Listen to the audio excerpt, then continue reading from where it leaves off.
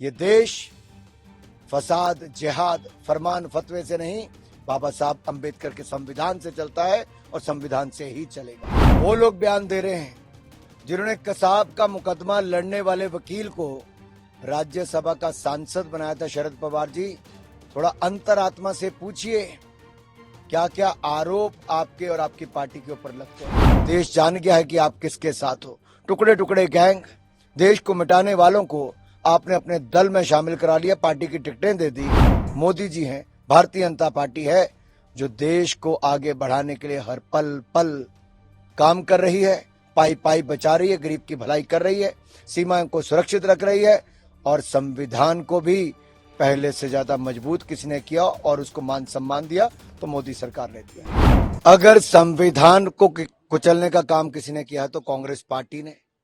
Emergency भी लगाई, 62 बार से ज्यादा संशोधन संविधान में कांग्रेस ने किया। पंडित नेहरू जी से लेके इंदिरा जी, राजीव जी, डॉक्टर मनमोहन सिंह जी ने सबने किया।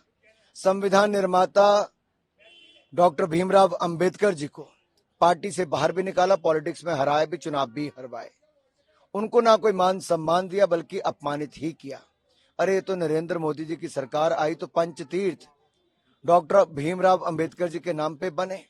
नागपुर, मऊ, मुंबई, दिल्ली से लेकर लंदन तक बने। संविधान दिवस मोदी सरकार में मनाया गया। बाबा साहब अंबेडकर के जन्म दिवस पर राष्ट्रीय अवकाश घोषित किया गया। प्रधानमंत्री फसल बीमा योजना हो या प्रधानमंत्री किसान सम्मान निधि हो, 71% लाभार्थी SC, ST, OBC। प्रधानमंत्री आवास योजना में 54% लाभार्थी SC, ST हो। स्कॉलरशिप स्कीम में सबसे ज्यादा लाभार्थी SC, ST, OBC हो। या फिर मुद्रा योजना में भी 53% के लगभग लाभार्थी 41 करोड़ में से SC, ST हो। तो ये अपने आप में दिखता है कि नरेंद्र मोदी की सरकार ने जहां OBC के कमीशन को संवैधानिक दर्जा दिया, वहीं पर ये बाकी काम भी किए। कांग्रेस ने किया तो केवल भ्रम फैलाने का काम और SC, ST समाज का वोट पाके उनको कुछ ना देने का। देखिए, जो सपना लेकर चल रहे हैं कि नरेंद्र मोदी जी, मैं उनको ये कहना चाहता हूं, नरेंद्र मोदी जी को जनता ने 2014 में चुना, 2019 में चुना।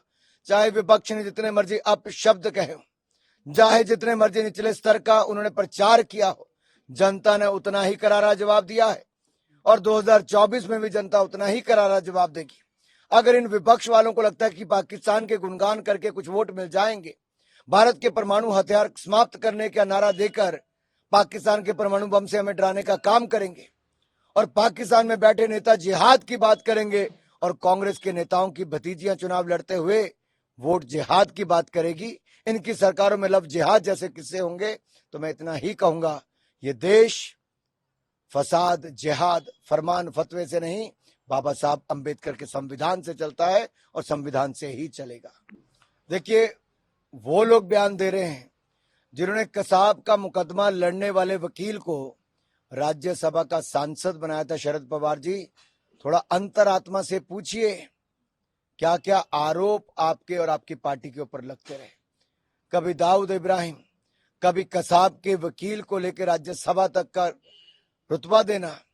ये सवाल जनता पूछती है, ऐसी कौन सी मजबूरी थी कि विपक्ष के नेताओं को, कांग्रेस को और अन्य को, जहां एक और रामलला के मुकदमे लड़ने के लिए, उनको केस हराने के लिए रामलला को अपने कांग्रेस के नेताओं को वकील के रूप में खड़ा करना पड़ा।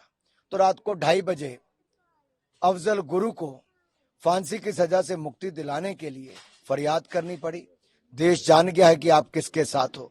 टुकड़े टुकड़े गैंग, देश को मिटाने वालों को आपने अपने दल में शामिल करा लिया, पार्टी की टिकटें दे दी और दूसरी ओर हम हैं, मोदी जी हैं, भारतीय जनता पार्टी है जो देश को आगे बढ़ाने के लिए हर पल पल काम कर रही है, पाई पाई बचा रही है, गरीब की भलाई कर रही है, सीमाओं को सुरक्षित रख रही है और संविधान को भी पहले से ज्यादा मजबूत किसने किया और उसको मान सम्मान दिया तो मोदी सरकार ने दिया।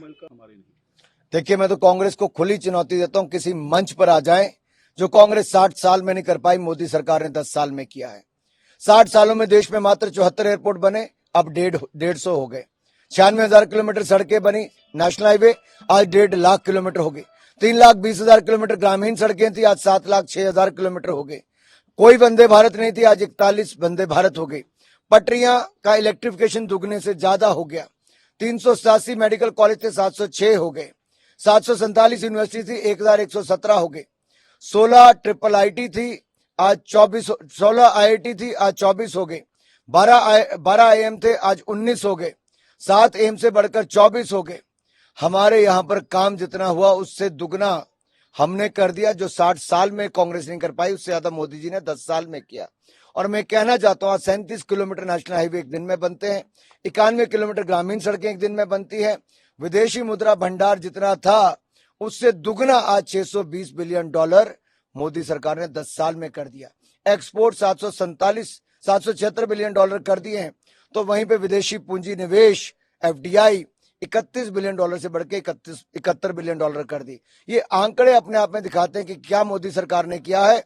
और रोजगार के आंकड़े भी अब सामने आए कि 10 सालों में 51.4 करोड़ रोजगार के अवसर पैदा हुए, रोजगार मिले पिछले 10 सालों में। स्कॉच की रिपोर्ट में बताया गया। अब कांग्रेस के पास कोई जवाब नहीं। जब दुनिया भर की महंगाई से तुलना करते हैं तो हिंदुस्तान में मोदी सरकार में महंगाई नियंत्रण में रखी गई। कांग्रेस सरकार में 12-13% महंगाई थी, मोदी सरकार में 5.5%।